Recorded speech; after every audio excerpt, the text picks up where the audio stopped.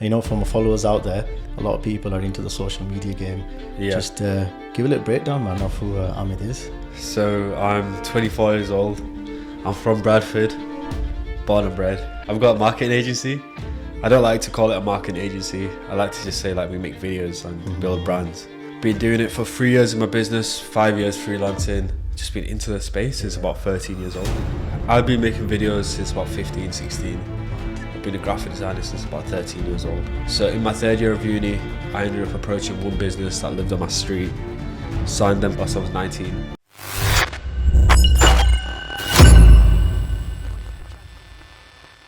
Ahmed, Jazakallah for joining me today. Very busy, man. Very difficult to get hold of you, man. Nah, it's not. No, Give me a time and place from there. But coming all this way, man, honestly, I appreciate it. And you know, for my followers out there, a lot of people are into the social media game. Yeah. Just give a little breakdown, man, of who Ahmed is. So I'm 24 years old. I'm from Bradford, born and bred, BD3. Yeah, that's sick. That's sick. I've got a marketing agency. I don't like to call it a marketing agency. I like to just say like we make videos and build brands. But ultimately, I've got a marketing agency. Been doing it for 3 years in my business, 5 years freelancing. Just been into the space since about 13 years old. What made you get into that then? Like, what was like that main sort of factor in your life where you woke up and you thought, you know what, I'm gonna chase marketing, videography, editing? I fell into it by accident. Oh really? I'm going to be honest, yeah. Mad. So I've been making videos since about 15, 16. Mad. I've been a graphic designer since about 13 years old. Wow. 13? Yeah. How did, at 13 years old, man, I was like struggling to even like stand up probably by myself. Do you know what it was? I used to play loads of COD. Oh right, yeah. So when I used to play like Modern Warfare 2, to join clans, you either had to record or you had to be a graphic designer. Yeah. So I became a graphic designer. So I ended up getting Photoshop, like a cracked version, learned it, got good at it, started selling it for PlayStation Network card. Wow, that's mad. That's mad. So yeah, I was doing all of that. I was making videos for fun, just because I'm a bit of like an edgy kid. And then a marketing agency from Bradford got in contact with me All right. in my second year of uni throughout summer. And I was like, I'll take it as a summer placement. Worked with them. Great guy. Guy mentored me a little bit. Then I realised, like, look, I could do this myself instead of doing it for somebody else. Yeah. So in my third year of uni, I ended up approaching one business that lived on my street, signed them for like 1.2 a month whilst I was 19. That's mad. And then signed another client for like 800 a month when I was still in uni. Yeah. That's wicked. So when I was in like my third year of uni, I was making like $2,000 a month. That's mad. Just like kind of Alhamdulillah. chilling. So that happened, had my clients. COVID happened, lost my clients. Worked for a startup for 9 months. Still very good friends with the guy. Yeah. His name's Joe. Funny guy, great guy. Wicked. Sick. He just introduced me to a lot of things. Showed me like a lifestyle of like young people in business, like making like upwards of like 60 grand a month. And I was like, I could 60 do grand that. a month? Yeah. That's mental. So I was like, if these are doing it, I can do it. Decided to part ways with him. So then started up TSA about 3 years ago. Yeah. Wicked. Then just carried on. So you know, at that age though, it's not easy to just jump out and be like, right, I'm putting a figure on this per month and I'm charging that. Like, I was scared as a dentist, I'm not going to lie to you, when it came to giving out private cosmetic treatments. Yeah. You know, I'm like, it's going to cost you £300 a tooth for composite bonding. Yeah. My heart will sink. So I'm like, what if I do a shit job? Yeah, you know, it's what if I scary, don't live innit? up to expectations? But, you know, I believe that confidence and that communication is important. Did you go up and think, right, I'm kind of bricking it a little bit, but I'm just going to say it? Or did you go in thinking, actually, you know what? I believe what I do is actually worth this much. My first client, I was breaking it, man. I told the guy 1.2, I was like, I've got a team, I've got everything. I had no team. I had nothing. I just a guy with some ideas, and then I was like, okay, let me piece it all together. After that, went into like loads of self-doubt, like after I lost clients and all these kind of things. I was only charging like 400 a month after that, because I was like, I need to get clients, I need to learn. Then as time progressed, I think the more that you do, the more confident that you get, the more that you're willing to charge. Like now, I'm like just increasing prices. Because I know that we can do a good job to people. I think that's the number one thing. Do you think you could have ever just stuck to doing it yourself? Because obviously you learn everything yourself, and then a lot of people, they get a bit afraid when it comes to like employing a team, and then there's that standard. Or did you actually wake up one day and think, yo, you know what, I need people now, like I'm getting this busy? I think I could live a comfortable life if I was to do it myself. But like, I don't want to be working 24/7. Like, that's what I'd be doing is like literally work, and I still do that. Yeah, yeah. But now I have I have more freedom to grow. And like my number one rule when like working with people as well is like they have to be better than me. Yeah. Like I don't want to hire someone and for me to have to teach them to do X, Y, Z. Like I want them to teach me and to come to me with ideas. Yeah. I think that's important. That's wicked, that, man. So would you say, you got the company, the Social Ansar, and you're like absolutely killing it. Now, when you're finding that team member, are you finding someone now to like take that company to a whole different level? Or do they ever come in because you've built that? You've built a sick reputation, you've got the companies, you've done some wicked like clients and companies. Or do they come to you like, right, we want to work for you and you teach us everything? Or is it like a two-way kind of It's a street? bit of both. Bit of both, yeah. I've had people approach me and they're just not the right fit. Yeah. And that's fine. Then I've been searching for people like currently with the team I've got right now. Like I took a while searching for them. I was like, look, I need a woman on the team because it needs that feminine touch sometimes. So with videographers, I was like, I want to work with who I think is the best videographers. Photographers, the exact same thing. Yeah. So it was all like pieced together, and I did like loads of like mini interviews with people, and it took time, man. Yeah. Like it took time to build it. I can imagine, because I remember when I first met you, this is going back months ago, and you were in the office. Yeah, in the Pinnacle. Yeah. And I remember you showed me this video, and I seen you on your social as well when you gifted your colleagues these little perfumes. Yeah. And you were like it's just giving back to them, and they appreciate it so much. Like, how much do you actually value that as part of working in a company that you create? I think it's important to give back to your people, man. Like you've got to show them that you appreciate them. Yeah. So for example, one of my team members at the moment, his laptop's dead. Yeah. I hate to say if he's watching this, innit? Like your laptop's dead. So he'd be editing and I'd hear it like taking off. Like it sounds like an airplane. So I was like, okay, cool. Let me get this guy a Mac. Yeah. Like just for the office. So whenever he comes in, no, he's got a Mac to work off. Yeah. That's wicked. Because you've got to give to your people. I think business owners generally have a principle like, look, we make money, we keep it to ourselves. But what's the point of making money if you don't share it with people? Yeah. And like if you can't help people. It's like investing back into your business. Like Amazon do that. Yeah. And Amazon have done that like massively. Every money that Amazon makes, they've literally just pumped it back into their business. But I've worked for a lot of practices. Yeah. I don't like doing that. They're very like, nah, I don't know, man. I'm a bit scared. Let me look for the cheapest item. Let me look for this. Let me look for the best deal. Or are you that type of guy to think, actually, you know what? I don't care. Forget the offer. Forget waiting for summer sales or whatever it is. If you need that and it's worth it, I'm going to get it. Yeah, exactly. It's the quality. I treat it like that with everything though. Because it's like, for staff, for example, if somebody gives me a rate, I'm just going to be like, okay, that's your rate. Like I'll pay it. Because you have to invest. I think it's the same principle with clothes. Like you could go to, I don't know, you could go get like a £2.50 white t-shirt from Primark, right? Yeah. But it's going to last you like 5 wears max. Yeah, trust me. You could Once it's in the wash, it's gone. It's in the wash, like it's finished till last year, right? It's shrunk, man. Or like you go Uniqlo, for example, you pay like 30 quid for a white t-shirt, yeah. but that white t-shirt's lasted you like a year and a half. Yeah. You'd rather pay the little bit extra. And it's important, man. It's just about giving back to people, and I think people forget to do that. Yeah. And also the equipment that you use as well. Let's be honest though, it's not just the editing and everything like that, it's the equipment that you're using. Yeah. A lot of people have, I'm guilty of this as well, and I know a lot of people are. They look at it and they think it's easy, just go buy the most expensive equipment and jobs are good in. But like, is it actually that simple? Yes and no. That's a good answer though, because I understand what you're trying to say. It's like, I shoot on an A7 III myself. A7 III is alright. Yeah, it's a top tier camera, man. Yeah, but like an A7 IV is better. But somebody who has an A7 IV might have just started out and doesn't know how to edit. Yeah. Whereas if you know how to edit and you know composition on an A7 III, you're going to do a better job. So it's about the person and their craft as well. It's like I've worked with people who don't even have cameras, who literally rent cameras every shoot. Bloody hell. And their work's sick. Yeah, that's mad. So it's about like the person that's using it and not just the equipment that's being used. Yeah. It's knowing how to like get those shots. Like you showed me this video today. Yeah. I don't want to break it down to people because it's surprising it. But that video, bro, I'm not gonna lie to you. Like the camera that you use is the same camera as what I use. Yeah. But it's like, It's your camera, mate. bro. I didn't want to say that because I was just trying to like put into perspective, bro. I can't shoot like that. Yeah. Honestly, like I've tried. you've probably seen my random equipment in the room, the tripods, the little gimbals, this and that. I could have all the gear, Yeah. but with no idea. Yeah. Like, literally, it's the most difficult thing. Like, did you master that yourself? Did you, like, go home one day and think, you know, I'm just going to take a shot of this. I'm going to do free shoots for people. That's how and I then started out. critique it. I think it's just loads of practice, you know? Yeah.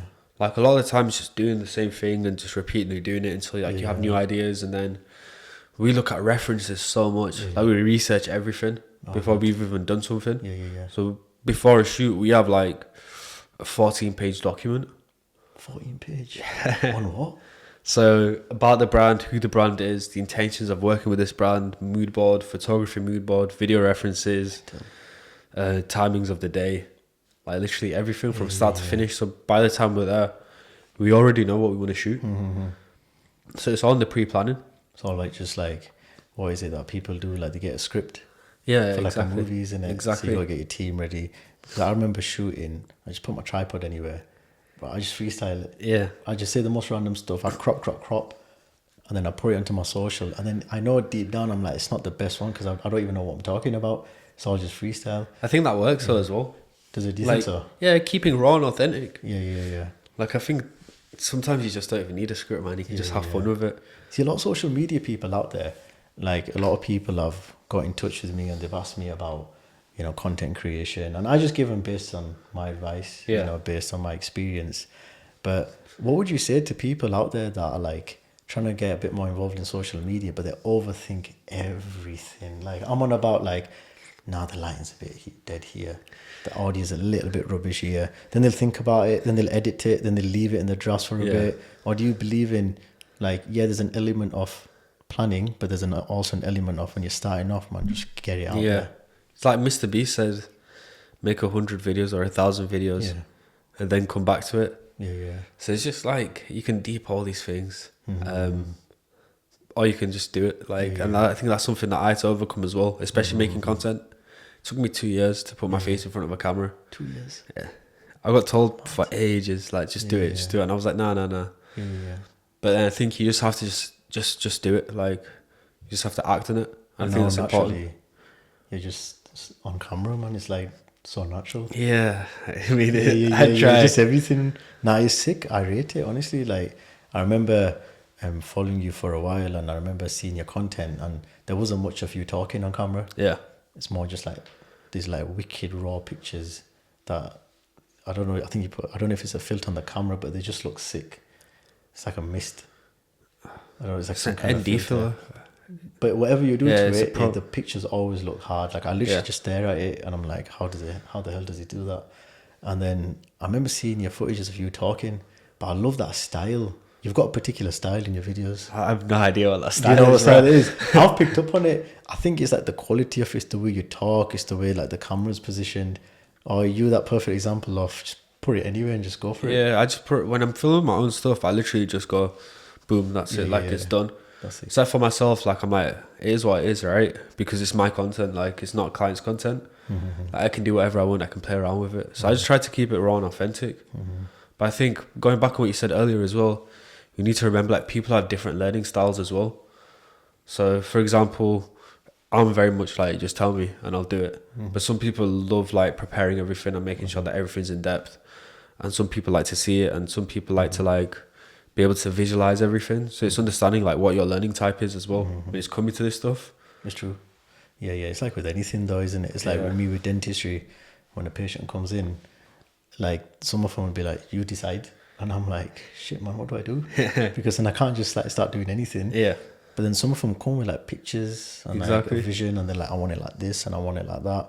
But when you get those type of clients that do that, do you get clients that are like, let's be honest, like really, really picky, make your life difficult? And you just put your hands up like, look, I'm kind of struggling to like match this kind of energy? Or do you think, you know what, actually it's worth it, it's all right, I can...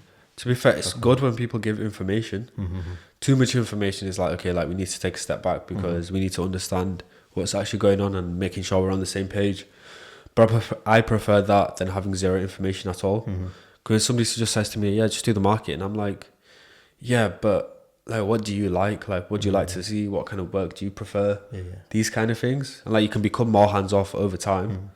But I think to begin with, like, that information is amazing. Like that information is going to help us build something. Yeah, it's true. It's like, I think my cousin was telling me he's a doctor, and he was like, when you go to the GP, they actually want you to know a little bit about your problem, because nowadays people feed off that. Yeah. It helps them understand the concept a little bit more.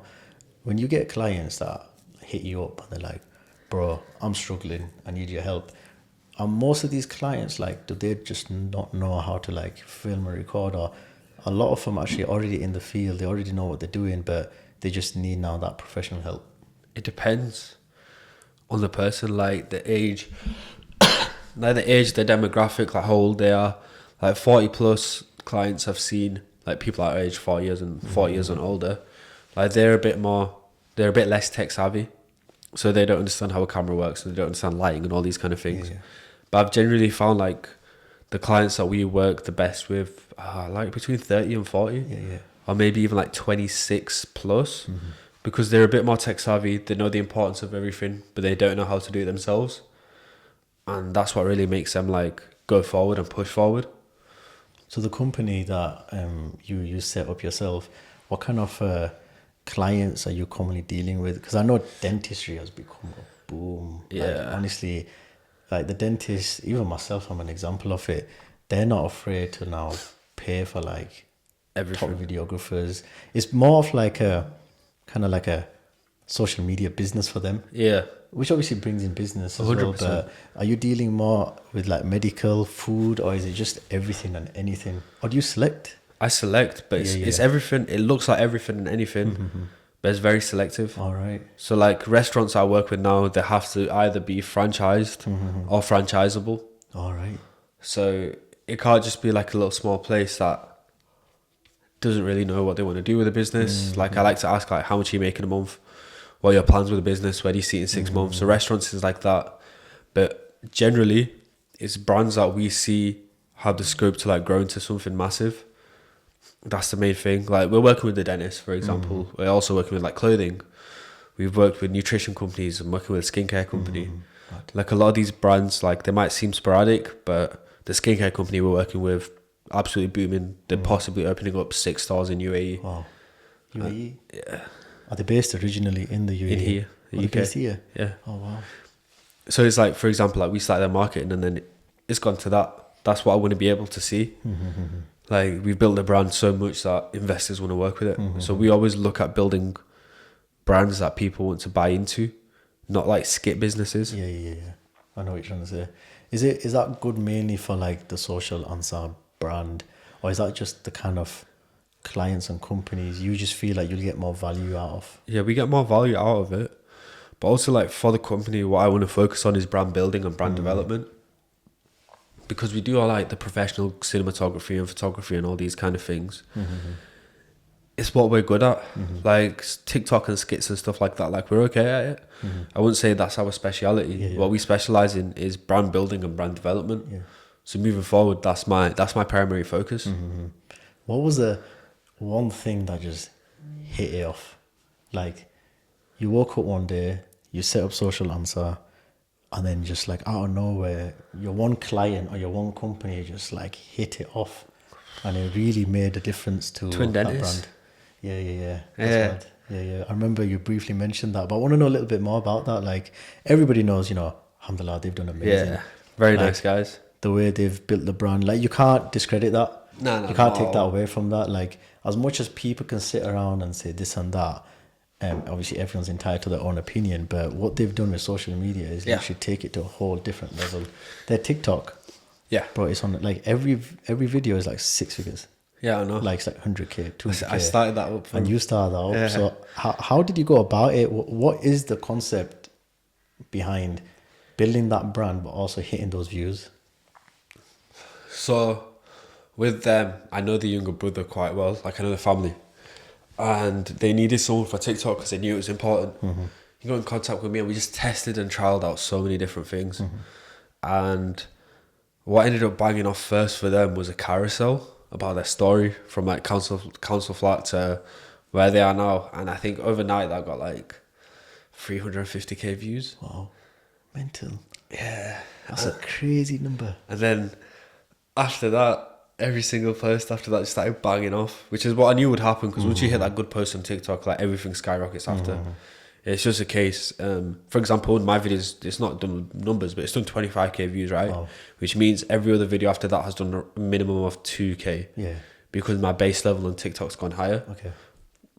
So their base level just increased, and that was what I was aiming for, is to get them from like 1,000 views to 3,000 views to 10,000 views to like hundreds of thousands. So yeah, we worked with them, and then that case study was just insane for people. Where was that consistency though? Because like when I upload videos on TikTok, literally what you mentioned there is what happens to me.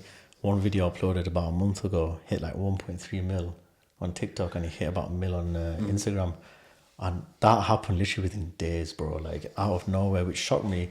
But then videos after that, 800 views, Yeah. 300 views. Do you think that maybe possibly I'm just kind of, whatever video that was, I've kind of moved a little bit away from it? Or is it something that I should have just stayed put with, and then that would just keep it? I would have said stay put with it, because then like once you've hit that topic that people are liking, because it sounds horrible, but like your personal brand isn't about you. Yeah.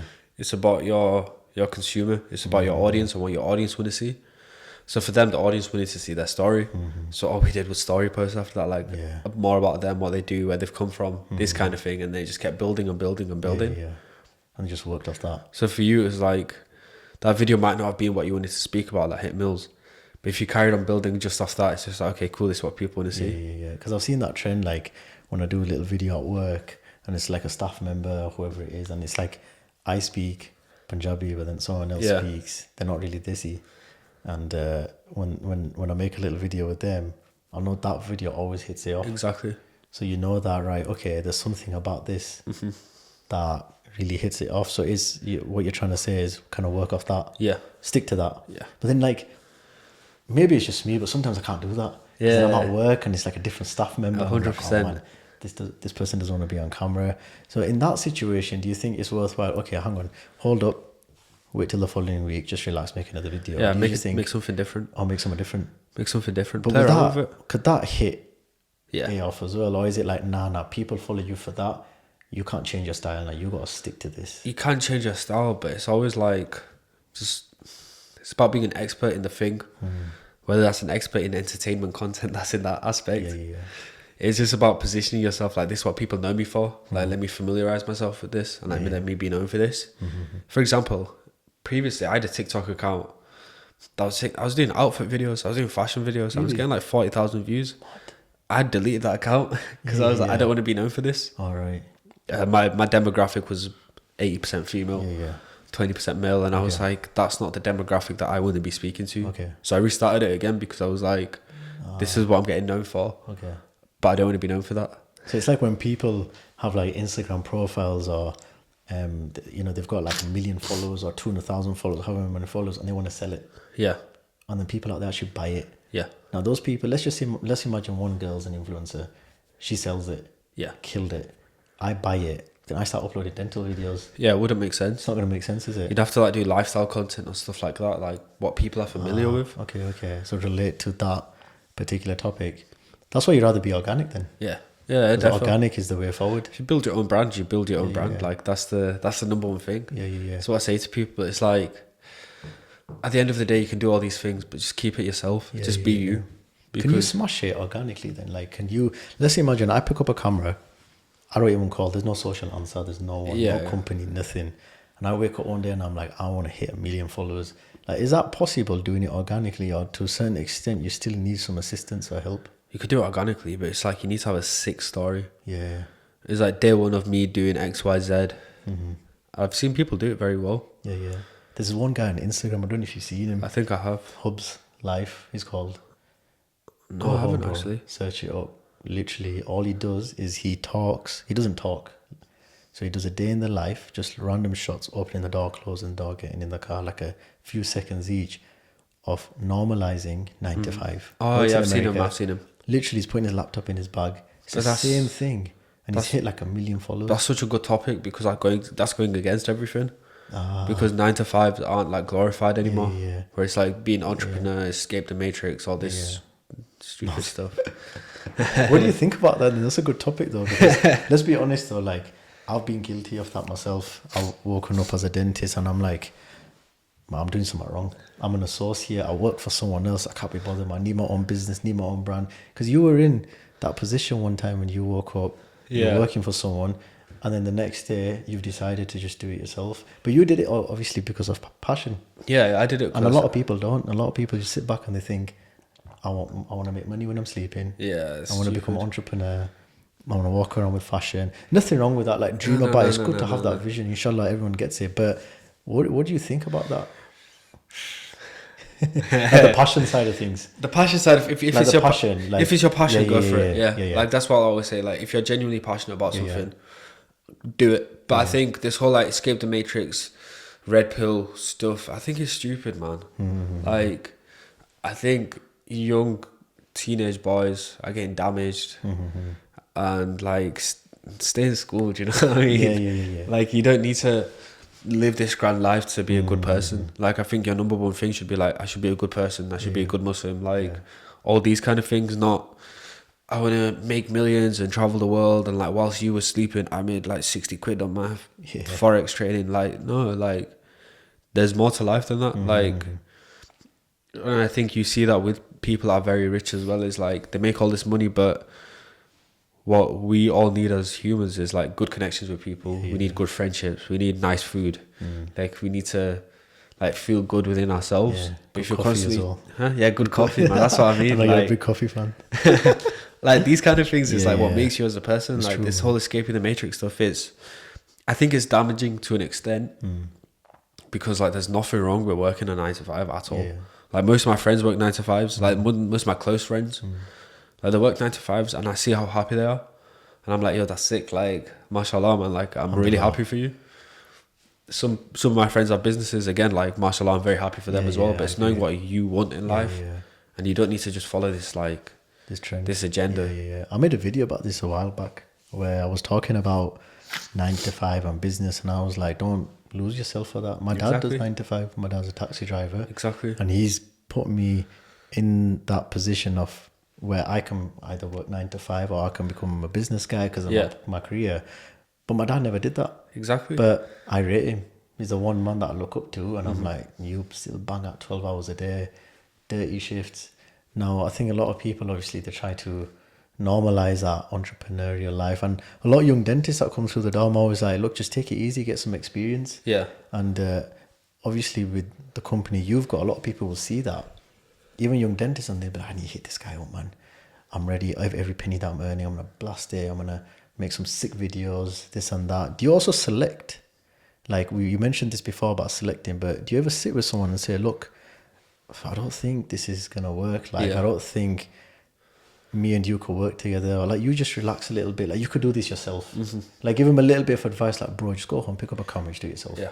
Like, I don't think you'll benefit from that. Or you like, nah, come on. Let's sign you up in it. What would I say? No, I think I try to keep it like genuine with people. Like I always say this. I say to people, I'm not going to sell you on something you don't need. And again, that's such a bad sales technique to not be doing that. But I'd rather honesty, bro. Yeah, if I can help someone, I'm going to help them. If I can't help them, I'm going to say to them, look, I don't do this. Like that's not my focus. Like websites, for example. Like I don't do websites. I'll say I've got friends that do websites I can put you in contact with, but that's not my area of expertise. So I think, yeah, it's not always about the money, man. Like, and I think that's what people seem to do, just chase that. Honesty works. Like when I'm at work, someone comes in and they're like, I want to go for this and that, and I'm like, look, I don't. It's just gonna fail. It's not gonna be nice. Do you know what I mean? I can sit there and I can easily say to them, look, it's cool, man. Let's crack on with it. Yeah. Do you want to go sign up for your finance straight away? Let's quickly crack on with it. I want that money. But I always say to patients that, look, I'll treat you just like how I treat my family. Exactly. Like if I could recommend another dentist to do this, I'll happily recommend another dentist, which I've done. Do you feel like you got all the skills then to like smash that out, or do you not mind, like, you know what, actually this guy's a sick editor and he'll know how to smash that? Yeah. So I might just pass you on to him. I pass stuff off to other people if needs be. I think what the benefit I've got right now is like I've got a good team. So like a lot of people can do a lot of different things. Yeah, which is good though. But at the same time, like if somebody comes to me with something that I have no idea to do, I'm gonna go, bro, like Yeah. I'm the wrong guy for this. Like I heard that though. Again, it's that honesty, isn't it? Yeah, it's always about honesty. I think honesty as a principles It's important in business. Yeah. It's not always about like next paycheck. Like I've done dumb stuff where I've like probably hit horrible months, and I could have made more money, but I didn't want to because that's not where I see the brand going. I had like a proposal come to me about working with like traders, for example, and like we could be charging them like $5,000 a month, $6,000 a month, like, and then taking a revenue cut. But for me, I'm under the impression like I don't know if trading's halal or haram. Like there's some opinions that are, there's some opinions that aren't. So I stay away from stuff like that. So again, I honestly just went to the guy and went, look, this isn't not what I see my business doing. I don't know about it. Like I don't know where I'd stand with it. So I'd rather not do this. Yeah. Mashallah, I read that, I never knew that. Because you know what it is, I never touch upon topics like that when it comes to dealing with people. Yeah. I know that when you discuss certain topics, there's a matter of opinion, this and that, but I do rate that because they call it the grey area, don't they? If anything's a bit unknown, I'm not a scholar. I don't sit there I'm like, not. this is right. Because that person could turn around to me and say, sorry bro, man, you're wrong. You're exactly. kuffar and this and that. So I think it's important to just say, look, grey area, and I'll just step back. And Allah will reward you for that. Exactly. And I think like one thing to remember is on the day of judgment, you're going to get asked by the angels like how you made your money and how you spent it. And if you don't know how you made your money, then like... Yeah, it's true. Who are you going to answer? It's true. That's why you have to surround yourself by the right people as well. People that are going to help you on that path. And then before you know it, man, you'll just find your own way. Like I know a dentist.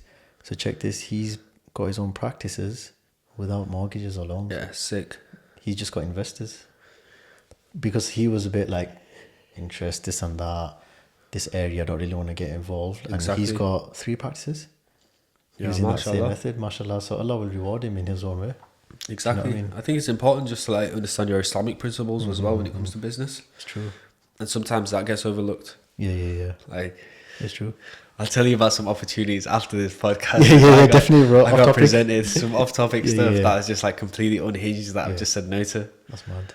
Just because I can't do that. Like, religiously, I can't do that. Do you sit back then, like, looking back at those opportunities and think, that's burning a hole in my heart right now. I could have made this much money. Or, alhamdulillah, your deen is strong enough for you to sit back and think, it's all good. So, no, what's written is written, isn't it? Yeah. Like, that's the way that I see it. It's like, if I'm going to make money, I'm going to make money. If I'm not, then it's not written for me. Yeah. But you've come a long way, bro. Like, mashallah, with the office that you started off with to now your current office, which is whereabouts is it? It's like near John Lewis. Okay. That's a wicked area, man. It's got bare crackers around there, man. It looks sick though. It's a nice, like, do you know what? It's a little studio. Yeah. No, crackers might be a bad term. Don't worry about it. But it's just like, it's hidden off, like people won't realise there's a studio in there. Well, alhamdulillah, like my dream was to always have a place where it's creative, like we can have fun. Like a big space. I only got that previous office because it was like an ego thing. Like I was like, I want to be like 18 floors high in Leeds, overlooking the city, like on my Batman kind of stuff. But Tony Stark. Yeah, like Tony Stark, Batman ones. vibe. Do you know what I mean? Yeah. But there's nothing wrong with thinking like that because, bro, you're at that. Like, mashallah, you got to give yourself a lot of credit. The brand that you're building, you do dream about having it. Yeah, 100%. In Leeds City Centre next to a coffee shop. Exactly. Jump out with your coffee. Jump out. And people, like, bro, I've looked at your videos, I'm not going to lie to you, and it makes me want to go grab coffee. Because of the way you do it. But, like, other people do it, it doesn't, for me, it doesn't sell. It's a hobby for me, that's the thing. Like, people all have their own hobbies in it. Like, I really like coffee now. Yeah, I read that. It's like, for example, in the office, we've got bare coasters in it. And Typer goes, do you just travel the world and just get coasters from everywhere you go? And I was like, I think so. I think it's become my thing. It's like little things like that. And like even now with the office, like I've got my little coffee area, for example. Like we've got a little sitting down, chilling area. I want to get like a projector in there. So on a Friday night, if we've got the full team in, we could just watch a film or something like that. Like I want to be able to create that culture. And like another thing was just having that Muslim representation in media space. I don't see enough South Asians within the media space or Muslims in the media space. Yeah. So I've like pushed it to that next level. So for me, like I want to be able to be that person that did it and do it to a very high standard. And like when it comes to staff, like I don't exclusively hire Muslims. Like Ben and Jordan, like they're not Muslim. Yeah. But at the same time, like I like to give Muslims opportunities because I know how hard it is in the industry. Like Tiber, for example, and Jacada, like they're both Muslim. and the media space is very hard for Muslims. So if I can create opportunities from doing what I'm doing, that's sick. I rate that. Again, it's the way you are as a person, and if you're looking after your staff, Yeah, they look after me. but they Like, look that's after what it you, is. and that's where your business then just takes you off. Because you started off with, was it just you and two other staff It was members? me to begin with by myself. Then I had two other lads that worked for me that were like 18, 19. Yeah. They decided to part ways. One of them was doing an FBA business, and then the other guy is going back to uni. So I was like, all right, sick, like, wish you guys the best. And then I was like, at the same time, I was like, oh crap, I got to find people. Like, this is a rough patch. It was a rough patch. Yeah. Because obviously they left and I had to find new people. Then just found new people. And now it's just about building it even further. Like, developing it to a bigger brand. And I don't know, man. I just got like this aim of like being like one of the, like an award-winning agency in Leeds, like that kind of vibe. You'll do it, bro. Inshallah, man. Yeah, no, inshallah, because I've seen on your, is it the website that you've got? Yeah. Yeah, you recently launched it, didn't you? Yeah. And I looked at it. Sick website, I love it. And you got the companies that you're working with, and bro, they're not little companies. I know. Do you know what the thing is? They're as big well? companies, though, mashallah. I don't talk about it enough. I've got like an issue of talking about myself. Like right now, bro, I'm finding this hard to speak about myself. I don't like You're it. too humble.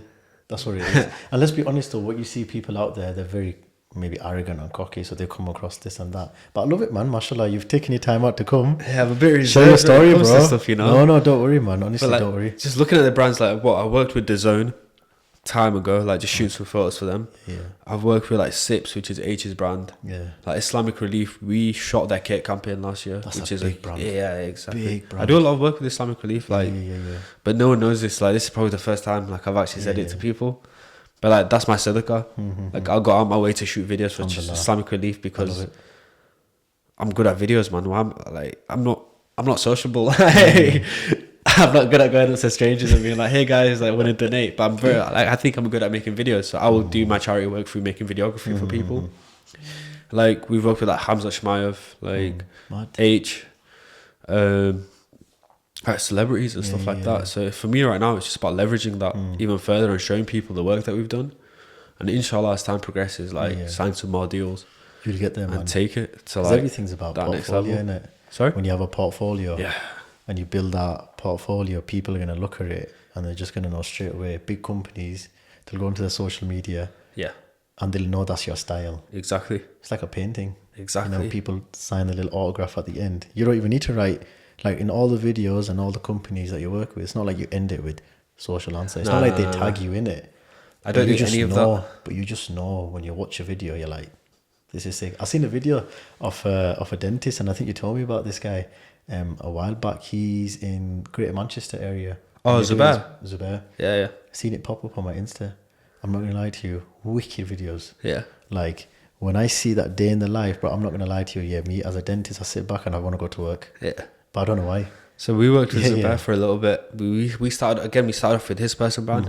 What I see with like dentists and personal brands, though, it's like the same cycle. Like, we'll start it off and then they'll realize we need to do even more, and they'll hire someone in house. So we kind of treat it like a build and release offer. We build it out for them. We tell them what to do, and then we just release it to their team. It always works as well. Yeah. That's mad. And I've seen that quality and just his input, but also like the way you're marketing his personal branding. Yeah. And video by video is literally just shot off. Yeah. Like the quality of it, the audio, the lighting, just everything about that sort of branding. Like my main focus as well, like I try to make sure like everything's cinematography based, and it sounds stupid in today's social media world because everything can be done on a phone.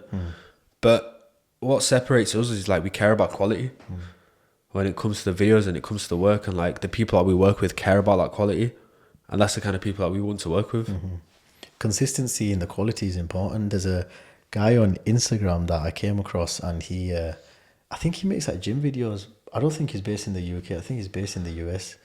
And all his videos, like when you look at the grid, they literally look the same. And all he does is, I think he takes a camera to the gym. He gets like an angle of him lifting a few weights from the ground. Yeah. It's a little bit higher, a little bit this way. But every single one is like the sickest quality. But he teaches a little bit. I've seen it. Yeah, how to do the first shot, how to do the second shot. How to edit an S-log, how to do this, where to position your camera. Like they're like the most basic things probably for some people. Yeah, but the But value adding there. value. Exactly. So how important do you feel like in content would you say that you always have to add value to everything to grow? Not everything, but adding value is important. For example, I made a video on how we shoot content in a day for like a month's worth of content for a client. I was like, this is the deadest video ever. Like, this is so boring. The amount of people that came to me was like, I took away loads from that. And I was just like, this is just me telling you like how we do this. And I thought that was such a bad video. Like, so it's the value that was given to it. So if you mix value with like personality, you pop off. Yeah. I think that's what you need to like focus on, is like having both. You can't just give straight value, because then you're just like, you're a bit boring, you're just an informational thing. And then the personal side, like, you can be so personal that you don't even know what that person does. So mixing them both together and just pushing it further is what really like builds brands. Bro, it definitely does, man. So for yourself, like, you've got dentistry, you got being desi, you've got like food, got this podcast. now you've got this podcast, exactly. Whereas this is like your long form content where you're being personal and you're showing people what's going on. You've got the short form content, that's the entertainment side, that's just going to bang views. And then you've got your dentistry stuff, which is like how you're going to get clients through. Yeah, definitely. I think what happened was I woke up one day and I just thought, I want to become independent to like the practices that I work at, but in terms of branding myself, because a lot of times I dependent on the practice. Yeah. So I looked at the practice and I thought, you need to get me patients, or you need to build my brand and make me a better dentist. Then I sat back and I was like, I can't, like, they've got X amount for the staff members. So I just picked up the phone one day and I did what you said at the beginning, just raw. Yeah, exactly. I was just like, you know what? Let me just make a desi video. And literally what you said about the twins, about hitting it off and finding that one video, I realized desi videos people love. Yeah. And I seen the figures. Do you know what? So I just worked off it. Brown people don't do social media, bro. Yeah. One thing I realized, bro, is when it comes to like making content, especially amongst the Asian people, is you get a lot of hate. Yeah, 100%. But like, it's the hardest thing to deal with sometimes. Now, in that situation, do you just think, you know, I don't care, man. Just going to get it out there, get my point across. It's based on myself and my business. I always just think, bro, these people aren't paying me. Yeah. Like, and the people that are going to pay me are going to see the video and want to work with me. So it's about just having that like mental strength, but like, you have to have that mental strength. Like, people can violate me, bro. Like, I'll just be like, like, okay. No, I've grown up being like violated by people. Like, I was edgy as heck as a kid. Like, I was wearing like beige trousers at like 16, walking through like BD3. I got like randomers just shouting shit, and I just like, all right, cool. Like, it is what it is. You've got to have that mental strength when it comes to like putting stuff out there online. Like, look, people are going to be mean and people are going to hate, but at the end of the day, like, you're doing something that they're not. I saw this, what's it called? It's an analogy, right? There's like a mountain, and it's called the cringe mountain. And you've got to like walk up the cringe mountain, and the people that are hating are always the people at the bottom of the mountain that who never had the opportunity to go up because they don't want to get past it. And then once you get past the cringe mountain, you get to the area of cool. Yeah. I know what you're trying to say. So it's like, you've just got to carry on going through like all that, like all that rubbish and what people are going to say and like hate on you, because you're just going to get to that area where you're just like, all right, I'm fine. Like, this is it. And you will wake up one day where you just think, yo, I'm just going to make content. I just don't care. Exactly. Like, ignore them. Like, even when I'm guilty of that. I'll tell you why. Yeah. So that first video that I made, like a desi one, it was about a year ago, about me explaining something in Punjabi to a patient. Yeah. And then about 2 months later, I was like, you know what? I could do another one. And I made it, but I deleted it. Literally the same day, I deleted it because someone wrote in the comments, they were like, you don't even pronounce it like this. And I was like, but my purpose behind content is not to pronounce it 100% right. It's to add that funny side to that it. value, well, entertainment value in it. And I deleted it. And for 6 months, I didn't touch it. Didn't make anything desi related. Maybe more like, oh, you leave the kitchen smell like a kebab or samosa, this and that. And I was guilty of that because I didn't have that strength. But now it's like, I just ignore the few haters. It takes time though to build that up though. And that's the thing, like, when it comes to the apnea, the Asian people, unfortunately, we want that support from them because we're representing them on the culture. But like, people always want to argue on social media, but you just gotta like, it's part of it. Like, it'd be sick if like the Asian community was just like loving and all this kind of stuff, but sometimes it's not. And you just gotta accept it, I guess. And just be like, okay, I guess some people are like this, but then some people aren't. It's about blocking that out mentally and just being like, do you know what, the people that like it, and the people that don't, they don't. Yeah, it's true. So you can't please everyone. And I think that's something like I had to learn, and it was so hard to. So I can't make everybody happy. It's like being a boss. Like I hate the word boss as well. Like, like my staff text me saying, "Okay, boss." I'll have to reply back to them saying, "All right, boss," because I don't like the whole like dynamic of that. But like, I'm not going to be able to make them happy all the time, and I'm not going to be able to like make them smile all the time. If they've done something wrong, like, I need to just be like, "Look, like, you messed up in it." So how do you do that with being a nice person at the same time? Do you know what I mean? Like sometimes you can't, and that's fine. Do you feel like you can step that up, or do you find that still difficult till this day? Because you've got enough experience like running your own business. But I've had no experience having people work under me. People always say to me, "I'm too nice." Yeah. And alhamdulillah, bro, I love being nice. I will always be nice. Same. But you also, if you run a business, need to know how to think it. My mentor, or one of my old mentors, who was on the phone with me about an issue the other day, he just goes, "You need to be more savage." And I was like, yeah, but I also, like, there's a balance between being like savage, and there's also a balance between like being compassionate. So again, when you're looking at principles of business, like the number one person to look at is the Prophet sallallahu alaihi wasallam. Yeah, like the way that you act is you're firm but fair. Like you're kind, but you're also like you're strong with it. That's just something I always think about. Is like, how do you be firm but fair when you're going through issues with people, and like, how do you not like hurt people's feelings? Like you just need to tell them like, look, X, Y, Z's happen. This can't happen again. But if something like this is to happen again, you need to have these conversations with me.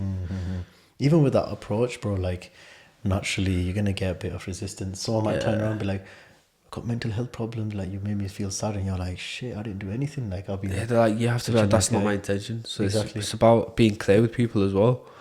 Oh, look, I always say like, look, my intention is not to hurt you. It's not to like do anything like that. But you've got to understand, like, this is a small business, and everybody has their part to play in a small business. So if something's going wrong, like, we need to take accountability for it. And I think like I try to take as much accountability as I can as well when it comes to these issues, because it's not always just that person. It's something that I might have done as well.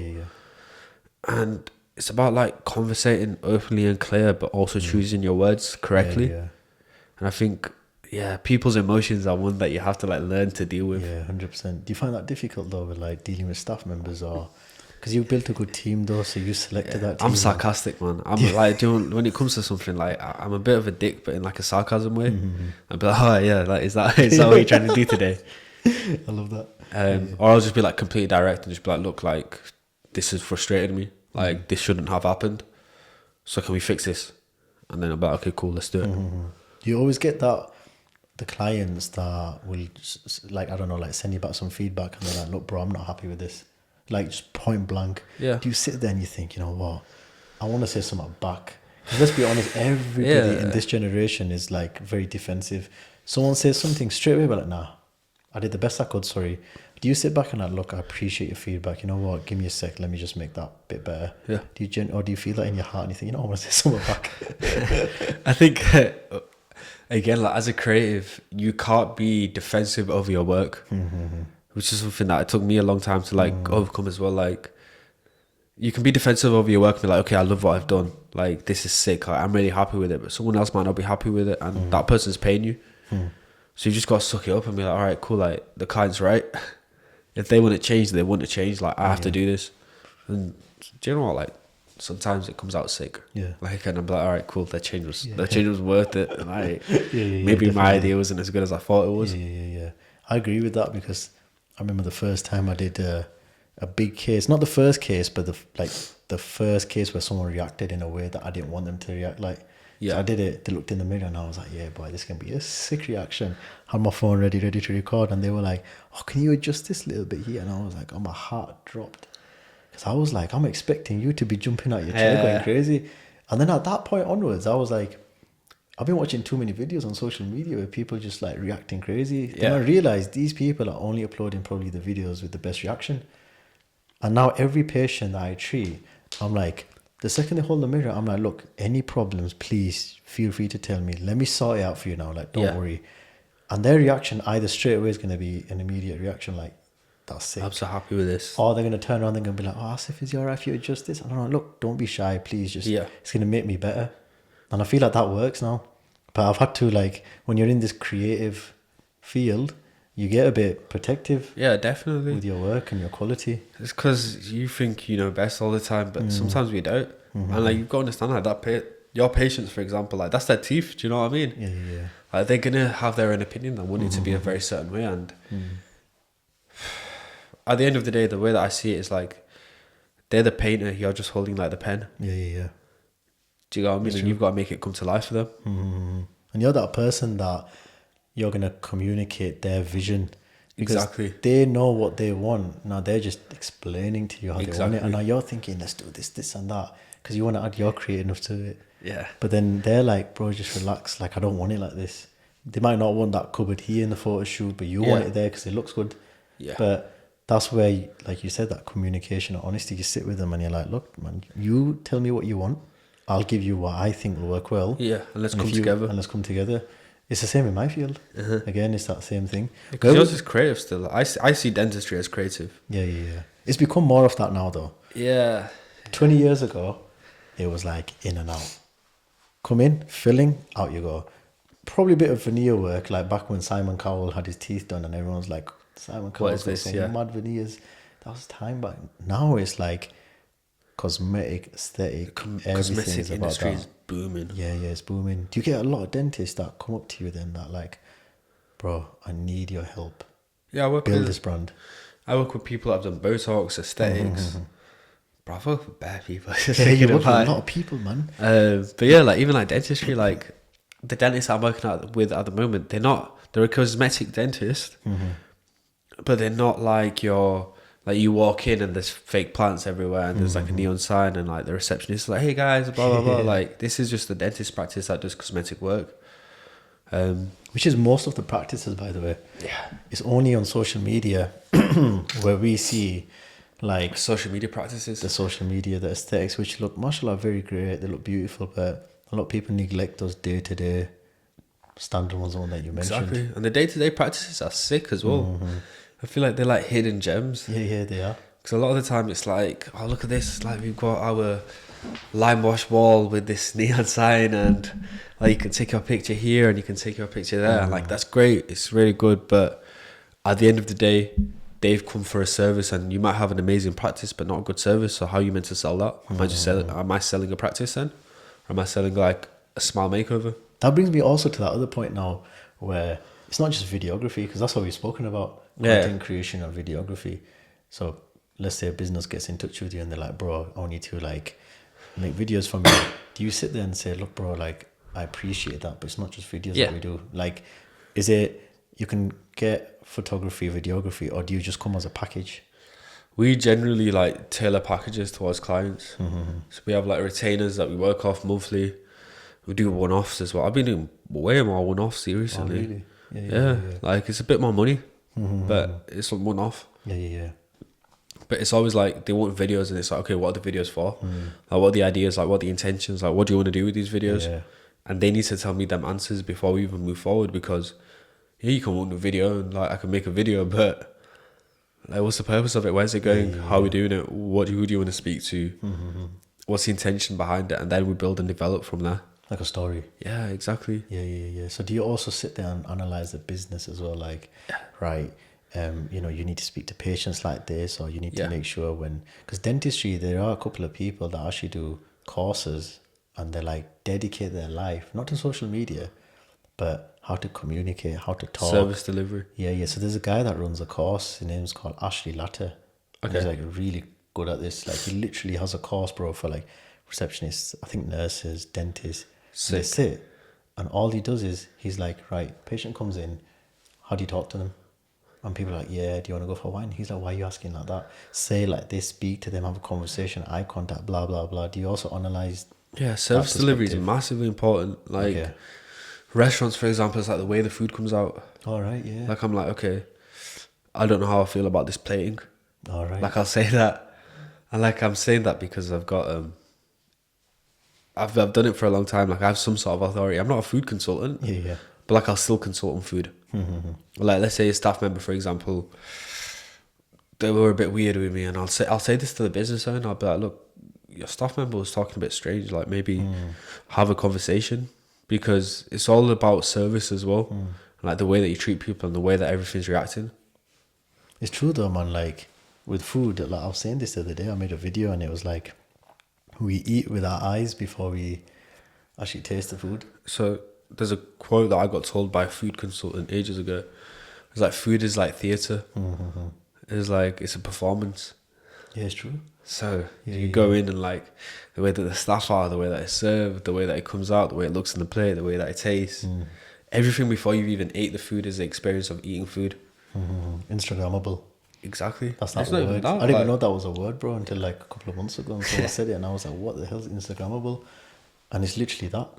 It's like a theatre. You got to come in. You got to watch that before you eat it. Exactly. Lift up this lid. Smoke comes out. Do you think that's a bit too much for some people, or do you also tell people that, look, I love that you're bringing out all these like ammunition in it to like sell your food, but sometimes it's too a bit, much, though. It's a bit too much. Keep it simple.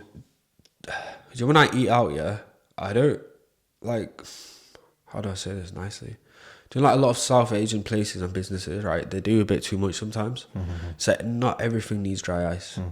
Or like, not everything needs to come out in a briefcase. Like when I'm talking about theatre on food, it's like having an open kitchen where you can see the staff working. That's sick. Yeah. Do you get what I mean? Yeah. Quality. Yeah, like, Watch the quality and the experience. for example, there's a restaurant I went into in London called Manteca. You can sit by the bar area, the kitchen area, and you can literally watch them make the food. Mad. And that's nicer as an experience Yeah. than like somebody bringing over dry ice to me, for example. Yeah. I know. Do you get what I mean? Yeah, it's like when I went to Japan in October. Yeah. And obviously not everything's halal there. So the halal restaurants we went to, we walked in and I was with my mate and I was like, yeah, like it looks pretty basic. Yeah. So wooden chairs. But like in the table, they've got like a little cooker, like a stove. Yeah, the hot pot stuff. And they bring out literally, bro, it's like a chopping board with meat on, like for a steak, because it's Wagyu beef. And it comes from Japan, I think. And they bring it out and she's like, do you want me to just give you like a little try just to show you like how to use it? Bro, and she just puts it on there, cooks it a little bit before you, dips it in. And I'm like, That bro, stuff's sick. I'm like, bro, this is a sick experience.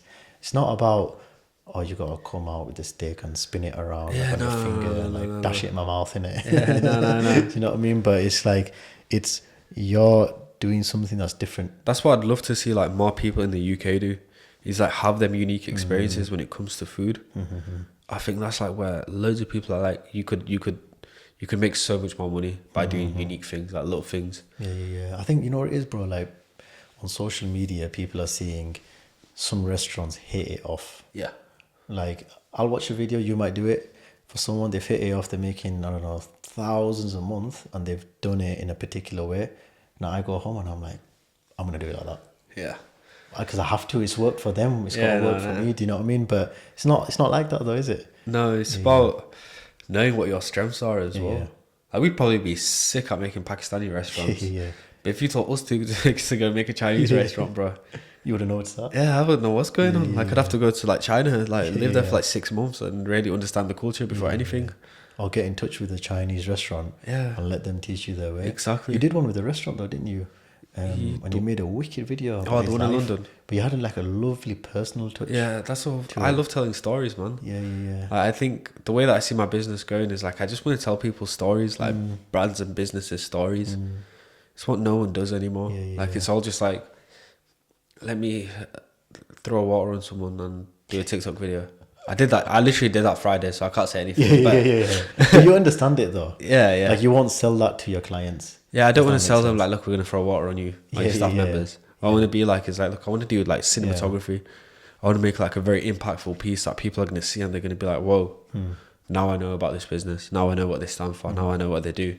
What about like trends? So nowadays on social media, you're scrolling through, all of a sudden you see a trend, you see 1 million people share that video. Yeah. Like I've seen one with restaurants, you might have seen it. It's the funniest one. Yeah, it's like randomly they're like stuck into the car. Yeah, It's as yeah. if the car's I did running that. over, and they'll do it. Do you follow certain trends as well? Do you 100%. believe in that, or do you think, nah, man, just stick to doing your own thing?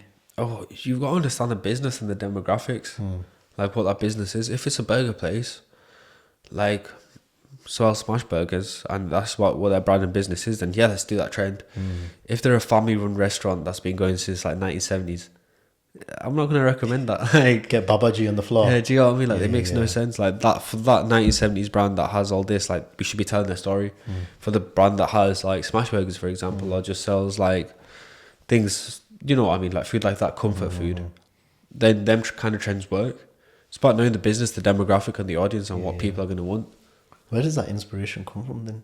Do you look up to someone and just sit back and think, you know what, like this YouTuber or this director, like I just love that style of telling a story and bringing that together? Or do you just wake up and think this is my method? Right now, I really like Daniel Dallin Okay. on YouTube, white guy. Yeah. I've seen his videos based on your stories. That style is sick. Yeah, his style is mad. How does someone make videos like that? Because it's as if you need people with you. Yeah, or is it he's possible got to his do guy that filming solo? him. All right. Can you do that solo though? Yeah, a little bit, Yeah, but it's yeah. just like you're setting it up, so it's not as authentic. Yeah. Okay. So I love like authentic, real, raw content where you're showing your business journey. So I really, like, he's probably at the moment the person that I rate the most online. Then there's just like small guys. There's a guy called Amar_DP on Instagram, South Asian guy. He's like a director and a filmmaker. He's got like 4,000 followers, 5,000 followers. Cool content as well. Yeah, wicked. That's But wicked. like online, I don't see much people where I'm like, well, I want to be like that guy. Or like, I want to be him. So I think like it's you versus you, innit? You've got to like I agree. push yourself. The moment you start comparing yourself to everybody else, it's like the moment you start going to like a plateau, you start getting like mini depression because you're like, fuck, why am I not like this guy, man? Like, why is this guy making millions online and I'm just sat in my bedroom playing COD? Like, Killing your thumbs. it gets to that, like, yeah. I've been guilty of that. Like, even till this day, I think I woke up this morning, even though I know that I'm not as bad as what I was a few years ago, but I still look at videos and I'm like, shit, man, like, have I forgotten about my dentistry? Yeah. Like, have I forgotten to upload those before and afters or make these videos and really just hit it off to a whole different level? Or am I all right with doing what I'm doing myself? But I feel like because I've got that bit of belief and that passion and I kind of know where I'm heading, as long as it's not like a dead end. But I know that Pushing forward, I've got a goal, I've got a brand that I'm chasing. But it's so hard to like lose track of that because when you're looking at other people making content, you're either inspired or you just hit rock bottom and you sit there and you think, oh man, bloody hell, I've lost motivation. Exactly. So what would you say, bro? Like, you're at that stage now, you got your company, mashallah, I love everything about it. It gives me motivation as well. Like, what's like your goal now? Do you think you're just happy just blasting out? Bro, I'm trying to go worldwide, you know? Really? Yeah. What's the reason for that then? Do you sit back and think, I'm not content? Are you happy with what you're doing, but this is just your own goal? That I'm you've just happy, but like, I don't know, man. I want to live like a crazy life. Like, I want to be working in America and like Dubai and like France and all these kind of things and have like clients all over the world. Yeah. Like, that's my aim over the next 4 to 5 years. That's is mad. to just expand like all over. Bro, I think I've got this thing in me that inshallah I just know that's going to happen with you. Hey, inshallah, bro. It's going to be a lot of work. Because look at, how old are you? 24. Look at that, bro. 24. Bro, I'm 32. yeah. Mashallah, that's a big age gap, but also you just know that you've got loads of time. Exactly. That's why that's why I said 4 to 5 years, because like that's a long time, you know. Like, So what's your growth been, bro? Like, since the day you started to now, like in terms of clients, is it been like an exponential growth? Like just boom. I'm always steady, man. Like, I don't try to grow fast. Like right now, I think we're doing with like 16, 17 clients. Mashallah. Like 12 clients, 13 clients on retainers. Then we have like one-offs, like 5 one-offs a month. I'm trying to get that to like 30 clients by the end of this year. Inshallah. And then Get there. at the same time, like start going overseas, like expand to like different places of the world. Yeah. That's mad. And that all happens like one step at a time. It's like knowing the right people to put you in place with this and put you in place with that. And I don't want to rush things, man.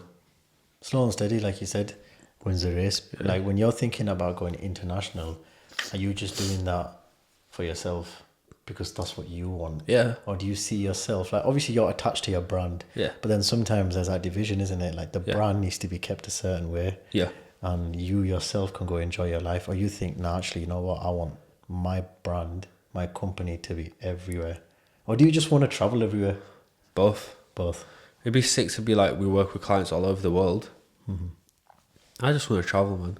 I want to see the world. Like, I like to get out. Like, I grew up humble, like humble beginnings, man. Like, Sick. so we didn't.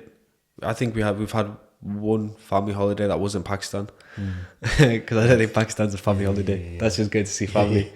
So like growing up, we only had like one proper one with all my siblings. So it's like little things like, I want to see the world now. Like, I want to do a lot more. Like, I want to do the things that I wanted to do as a child. Just make it happen. Because like, if I can't make it happen, then for myself, then no one else is gonna.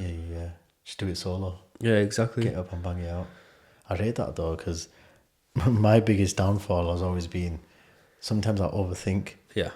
And it kind of like keeps me like from doing things that I would have dreamt of doing. Yeah. Like, I want to go to Dubai and become a dentist.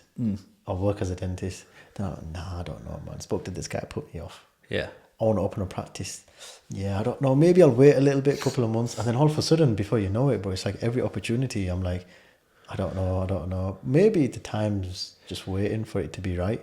I think when I was 21, I said to myself, like, I don't want to grow old and just like think, oh, I regret what I did. Like, oh, I should have done that, man. Or I should have done this.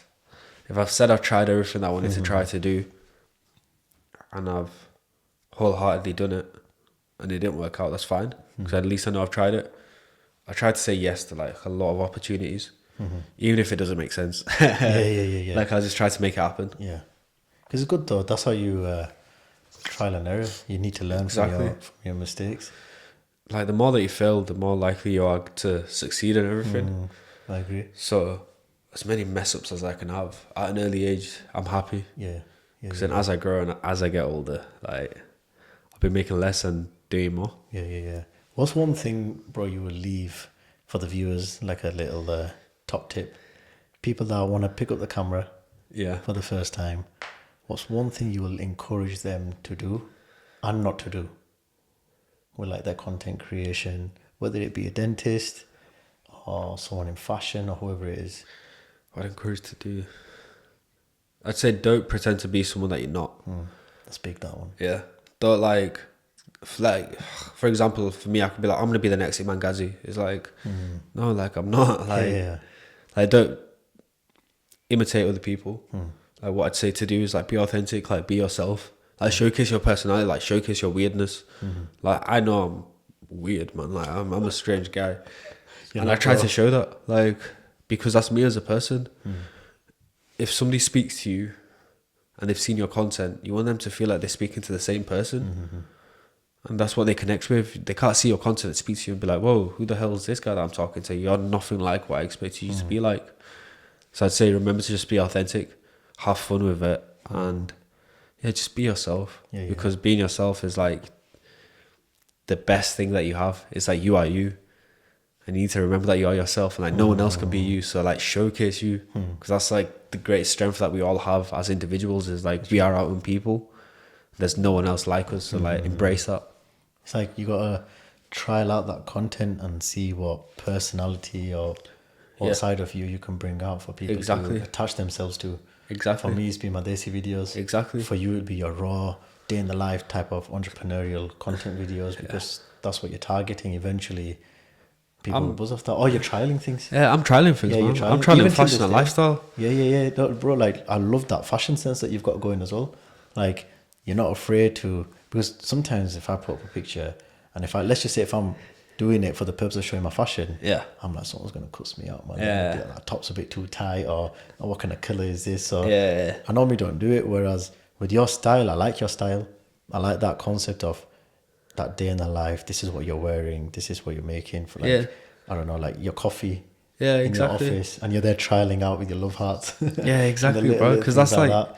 I love watching that. It's just little journeys, man. Like, again, it's just I make it such a conscious thing where I don't want to pretend to be someone that I've not, because I've done that in the past with content before as well. And it's like, I've met people and they're not they see me and I'm not who they expected. So I'm Yeah, like, yeah. let me just showcase me as a person. Yeah. If people like it, they like it. If they don't, then khalas, like, that's what it fine. is. Yeah. Like, You got your own goal, exactly. your own vision. Same for anybody that wants to make content Yeah. out there. Just remember, like, look, be you and have fun with it. Yeah. Like, if you're learning how to do a Rubik's Cube, like, Do it. make a video, do you know what I mean? Yeah. They wouldn't be trying to learn a Rubik's Cube, Yeah, like, yeah. it is what it is. Or you're a dentist student or a person that's in the dental practice and you want to start making content. Like, I genuinely start banging out a series of like day one of doing patients' cosmetic journeys. Yeah. Here's what I did, here's how I did it, here's how I'd improve. Create consistency. And maybe it's even like you in the practice just chilling, having vibes with your nurse or the person that you're with.